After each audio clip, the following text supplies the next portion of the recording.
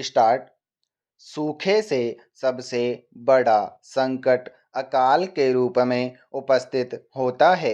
जल की उपलब्धता जितनी कम होती है, अकाल उतना ही विकराल रूप ले लेता है। स्टॉप। सूखे के कारण अकाल के 3 स्वरूप स्पष्ट होते हैं। स्टॉप।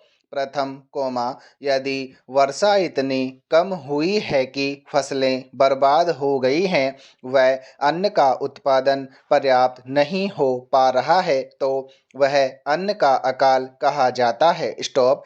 द्वितीय, यदि वर्षा इतनी कम हुई है कि न तो पर्याप्त अन्न हुआ है, न ही पर्याप्त चारा उपजा है, तो वह अन्न व चारे दोनों का अकाल कहलाता है। स्टॉप। इसे द्विकाल भी कहते हैं। स्टॉप। तृतीय, यदि वर्षा इतनी कम हुई है कि न तो अन्न उपजा है, न चारा व न ही पीने के लिए पर्याप्त जल उपलब्ध है, तो इसे त्रिकाल कहते हैं। स्टॉप। पैरा।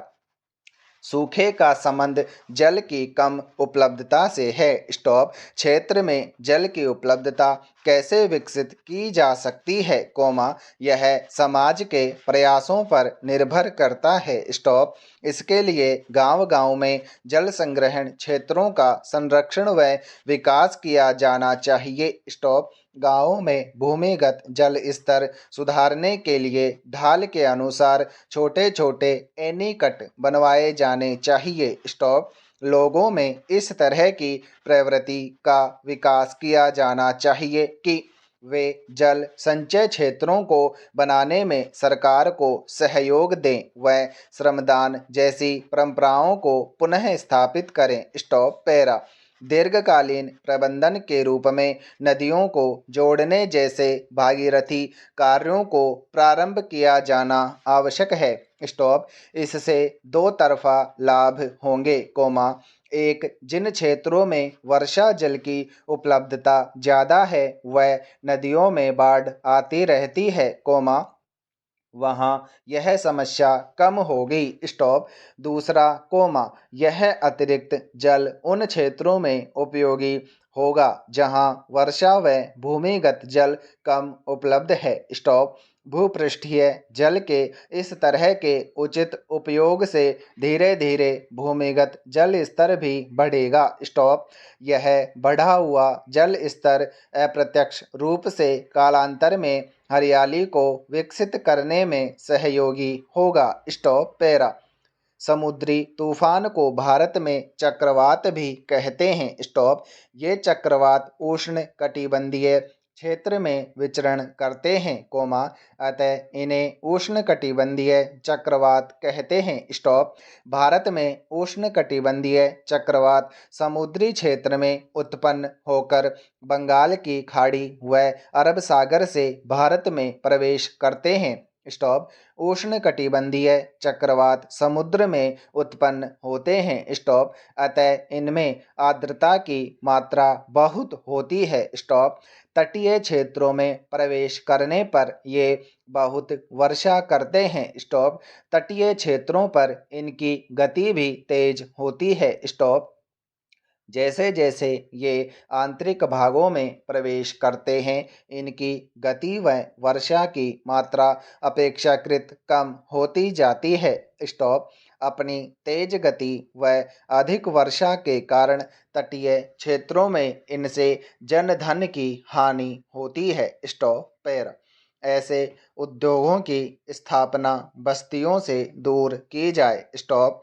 निकट रहने वाले समुदाय के लोगों को बनने वाले रसायन तथा उनके आकस्मिक रिसाव से उन पर पड़ने वाले दुष्प्रभावों की स्वयं प्रशासन जानकारी दें। स्टॉप। किसी भी विकट परिस्थिति में किए जाने वाले सभी सुरक्षा उपायों से लोगों को शिक्षित किया जाना चाहिए। स्टॉप। उद्योगों से निकलने वाले अपशिष्टों का बेहतर नियोजन होना चाहिए, ताकि पर्यावरण को नुकसान न हो। स्टॉप। उद्योगों का बीमा व सुरक्षा कानून सख्ती से लागू होने चाहिए। स्टॉप। पैरा।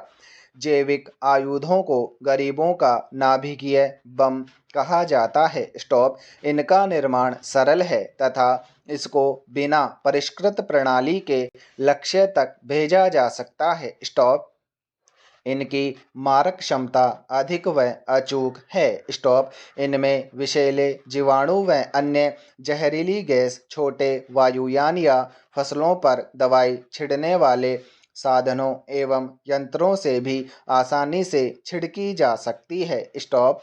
प्लेग व चेचक जैसी बीमारियों की समय पर पहचान न हो सकने पर तेजी से फैलती हैं। स्टॉप। यहाँ तक कि डॉक्टर व स्वास्थ्यकर्मी भी नहीं बचते हैं। स्टॉप। सन 2001 में संयुक्त राज्य अमेरिका में 2 डाक कर्मियों की अस्पष्ट कारणों से मृत्यु हो गई। स्टॉप। जांच में मृत्यु के कारणों में एंथ्रेक्स की आशंका प्रकट की गई। स्टॉप। वैज्ञानिकों का यह मानना है कि 100 ग्राम एंथ्रेक्स से किसी नगर के 30 लाख लोगों की मृत्यु हो सकती है। Stop para. स्त्री व पुरुष को आज भी अनेक क्षेत्रों में समान कार्य के लिए समान वेतन नहीं दिया जा रहा है। स्टॉप। आय की असमानता कम होने की बजाय और अधिक हो रही है।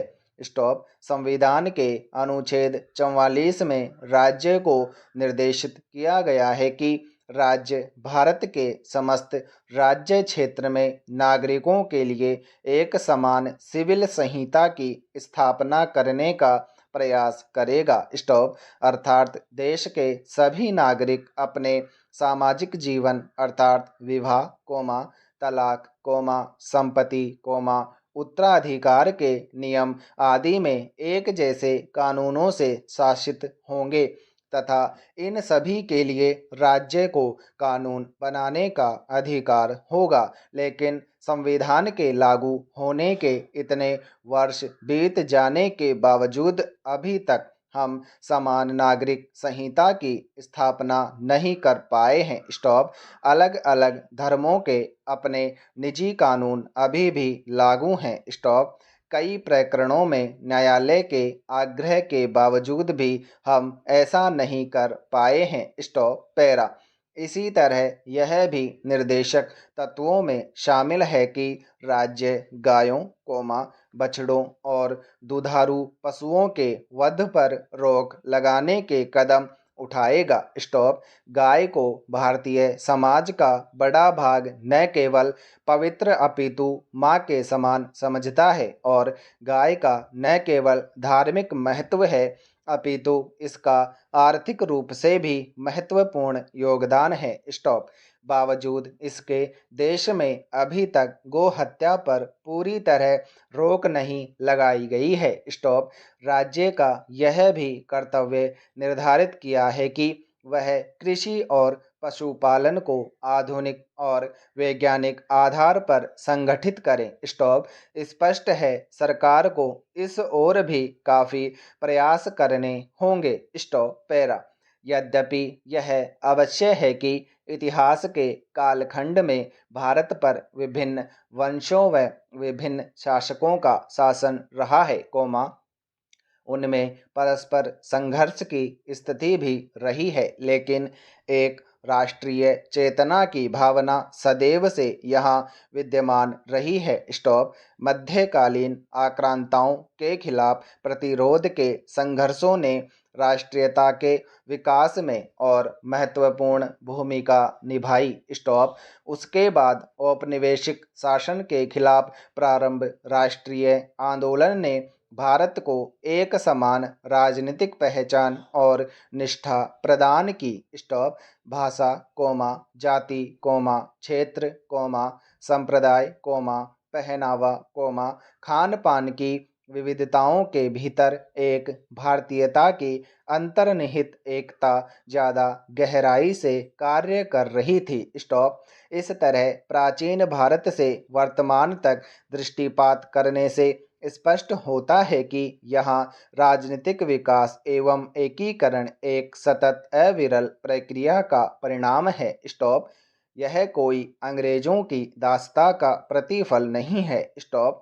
इसलिए आधुनिक भारत अपने नवीन स्वरूप के लिए अपने चिर सम्मत इतिहास का ऋणी है, औपनिवेशिक शासन का नहीं। स्टॉप।